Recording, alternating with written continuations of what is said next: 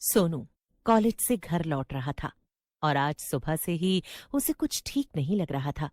ये देखकर उसकी दोस्त मीरा उससे कहती है, ये क्या सोनू, आज सुबह से तुम इतना परेशान क्यों लग रहे हो? कोई भूत देख लिया क्या? क्या तुम भी मीरा? ये भूत वूत कुछ नहीं होता। बस कुछ तबीयत ठीक नहीं लग रही है। शायद तुम्हें रात में ठीक से नींद नहीं आई सोनू, इसीलिए तुम्हें ऐसा लग रहा है। एक काम करना, घर जाकर आराम से 2-3 घंटों के लिए सो जाना, फिर शाम को मैं नोट्स लेकर तुमसे मिलने आऊंगी। मीरा आधे रास्ते से अपने घर के लिए मुड़ जाती है और सोनू अपने घर आ जाता है। दरवाजा खुलने की आवाज सुनकर उसकी माँ सुमन किचन से उसे आवाज लगाती है, बेटा घर आ गया, हाथ मुंह धोकर खाना खा ले। नहीं माँ, आज कुछ ठीक नहीं लग रहा। थोड़ी देर सोने के बाद खा लूंगा। क्या? अच्छा, ठीक है बेटा। और माँ, पापा घर लौट आए क्या? नहीं नहीं बेटा, तेरी दादी की तबीयत अभी सुधरी नहीं है। शायद पापा को लौटने में थोड़ा वक्त लगे, एक आध दिन और। सोनू अपने कमरे में जाता है और सारी लाइट्स बंद करके अपने बेड पर लेट जाता है। थकान की वजह से लेटते ही उसे नींद आ जाती है, लेकिन थोड़ी ही देर में कुछ अजीब होता है। नींद में ही सोनू को ऐसा महसूस होता है जैसे कोई उसके सिर को सहला रहा हो। सोनू के पसीने छूटने लगते हैं। वो हिलने की कोशिश करता है मगर बिल्कुल भी हिल नहीं पाता। तभी सोनू को अपने पीछे से एक आवाज सुनाई देती है। सर सहलाते हुए धीमी आवाज में उसके कान के पास आकर कहता है, सोनू उठ जा बेटा। सोनू डरते हुए पलट कर देखता है और चौंक जाता है। उसके सिरहाने पर उसकी दादी बैठी हुई थी और वो बहुत ही बीमार नजर आ रही थीं। दादी, आप यहाँ? क्या क्या आप पापा के साथ यहाँ आई? लेकिन सोनू की दादी कुछ भी नहीं कहती और एकटक उसे देखती रहती हैं। देखते ही देखते उनकी आंखें एकदम सफेद हो जाती हैं। ये नजारा देखकर तो सोनू के होश ही उड़ जाते हैं। उसकी सांसें तेज होने लगती हैं। तभी अचानक से उसे किसी के चीखने की आवाज सुनाई देती है। लेकिन ये आवाज उसकी दादी की नहीं थी, बल्कि सोनू, सोनू, सोनू उठ जा बेटा, सोनू। अचानक से सोनू की आंख खुलती है। उसके सिरहाने कोई नहीं बैठा था और उसकी माँ रसोई से चिल्लाकर उसे बुला रही थी। सोनू भागता हुआ बाहर आता है। क्या क्या हुआ माँ?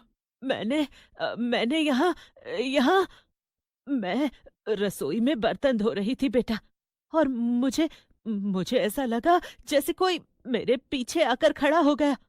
मुझे लगा तू होगा, इसलिए मैं तुझसे बातें करने लगी। मैंने अ, मैंने तुझसे पूछा कि क्या तू कुछ खाएगा? मगर जब कोई जवाब नहीं मिला तो मैंने दोबारा पूछा। अपनी माँ की बात सुनकर तो जैसे सोनू के होश ही उड़ जाते हैं। मगर मैं तो अंदर सो रहा था माँ, तो ऐसा कैसे? हाँ, तभी मुझे आहट हुई कि जो कोई भी था वो तेरे पापा के कमरे की तरफ जाने लगा, और मैंने आवाज देकर पूछा कि सोनू, तुम कहाँ जा रहे हो? मुझे लगा शायद तुम कुछ देखने जा रहे हो, इसीलिए मैं अपने काम में लग गई। मगर तब एक जोर की आवाज आई, कुछ टूटने की। मैं भागते हुए अंदर गई तो मैंने देखा वहां कोई भी नहीं था, लेकिन तेरे पापा और दादी का फोटो फ्रेम नीचे गिरकर टूट गया था। मैं डरते हुए वापस आई तो मैंने देखा कि यहाँ सारे बर्तन इधर उधर जमीन पर पड़े थे, जैसे किसी ने इन्हें फेंका हो। ये देखकर मैं डर गई। क्या ये सब कैसे हो सकता है माँ? कहीं घर में कोई घुस तो नहीं आया ना? डरते हुए सोनू और उसकी माँ सुमन घर के चारों तरफ देखते हैं। ऐसा हो सकता था कि अभी भी वो आदमी घर के अंदर ही हो। उन्हें खतरा था, मगर तभी फोन की घंटी बजती है, जिससे वो दोनों चौकन्ने हो जाते हैं। सोनू फोन की तरफ बढ़ता है तो देखता है कि ये उसके पिता की कॉल थी। माँ, पापा का फोन आ रहा है। ला, मैं बात करती हूँ। सोनू अपनी माँ को फोन पकड़ा देता है। हेलो, क्या? हे भगवान! अ, ठीक है, हम जल्दी आते हैं। सुमन के फोन रखते ही सोनू डरते हुए उनसे पूछता है, क्या हुआ माँ? सब ठीक तो है ना? तेरी दादी को दूसरी बार हार्ट अटैक आया है और वो वेंटिलेटर में है। डॉक्टर का कहना है कि वो किसी भी वक्त ये दुनिया छोड़कर जा सकती हैं। इसीलिए पापा ने हमें गांव आने को कहा। सोनू ये सुनकर घबरा जाता है। उसे अपने सपने के बारे में याद आता है, जिसके बीच में ही वो नींद से जगा था। सब कुछ याद करके उसके सिर में तेज दर्द शुरू हो जाता है।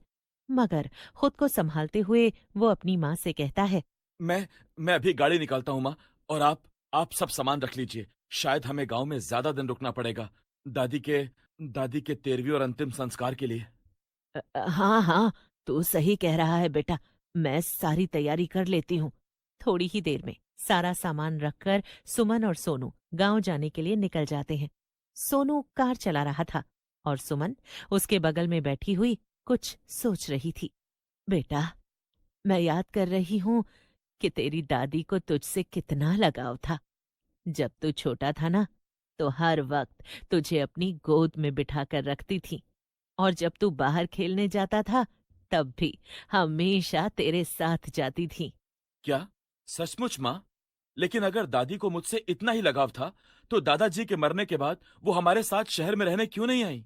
करीब 2 घंटे के सफर के बाद दोनों अस्पताल पहुंचते हैं, और जैसे ही सोनू अपनी दादी के कमरे में जाता है, डेथ का टाइम शाम के 7:15। लेकिन सोनू की आंखें अपनी दादी की आंखों की तरफ से हट ही नहीं रही थीं। पास खड़े डॉक्टर तो कह रहे थे कि उसकी दादी मर चुकी है, मगर फिर भी अपनी सफेद आंखों से वो उसकी तरफ ही देख रही थी। आई एम सॉरी, हम उन्हें बचा नहीं सके। नहीं नहीं नहीं, वो अभी भी मुझे घूर रही हैं। माँ, उनकी आंखें कितनी सफेद हैं, कितनी डरावनी। सुमन सोनू को लेकर बाहर जाती है और महेश अंतिम संस्कार की तैयारियां करवाने लगता है। गांव के सभी लोग और रिश्तेदार उस समय वहां मौजूद थे जब सोनू की दादी का शरीर दहन किया जा रहा था। सोनू उन आग की लपटों को देख रहा था, मगर फिर भी उसे कुछ बेचैनी थी, जैसे अभी सब कुछ खत्म नहीं हुआ।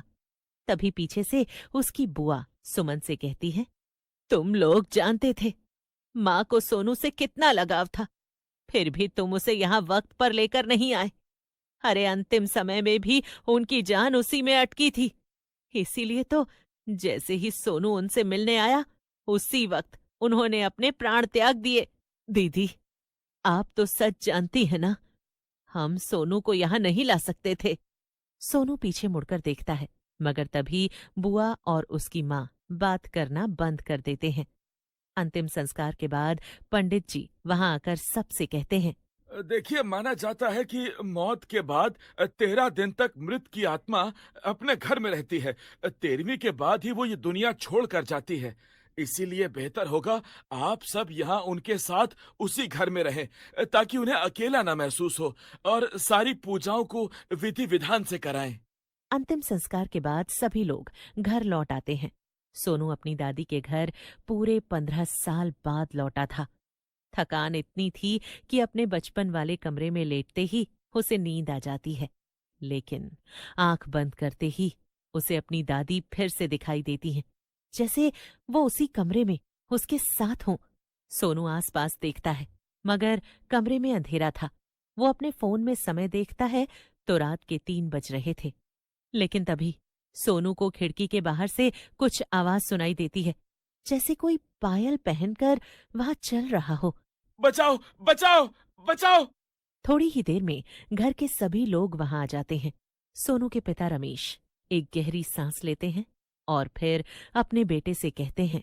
बेटा, जिस छोटी बच्ची को तू देख रहा था, वो तेरी बहन थी।